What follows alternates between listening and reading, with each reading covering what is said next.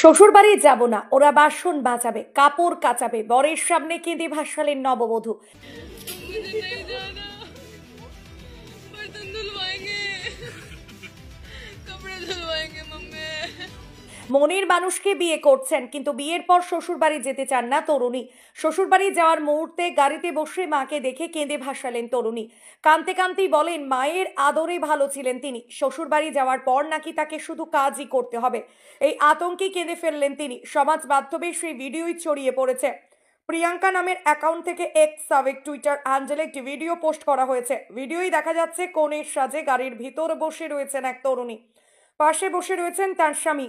গাড়ির জানলা থেকে মুখ বার করে মাকে দেখে কাঁদছেন তিনি। মাকে দেখে তিনি কান্নার সুরে বলে চলেছেন তিনি শ্বশুর বাড়ি যেতে চান না। তরুণী কাঁদতে কাঁদতে বলেন, আমি যাব না মা, ওখানে গেলে আমায় দিয়ে বাসন মাজাবে, কাপড়ও কাচতে হবে, আমি ছোট ছোট জামা পরবো কি করে। তরুণীর কথা শুনে হেসে ফেলেন তার মা। বিদায়ের সময় কন্যাকে তিনি বলেন, এমন করো না, এখন তো তুমি বড় হয়ে গিয়েছে, যাও শোনা।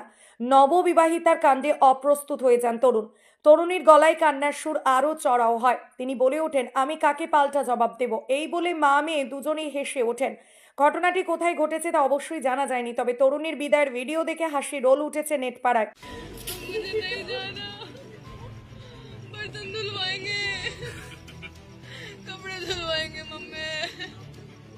मैं कपड़े छोटे छोटे कैसे पहनूंगी? बोल वाली जा, मैं उल्टा जवाब कैसे दूंगी? किसा लगेगा जब पड़े। बोल वाली चल। मम्मी नहीं जाना, मेरी बेटी रिया रीत से निभानी पड़ेगी। चले मम्मी बाजार करना पड़ेगा।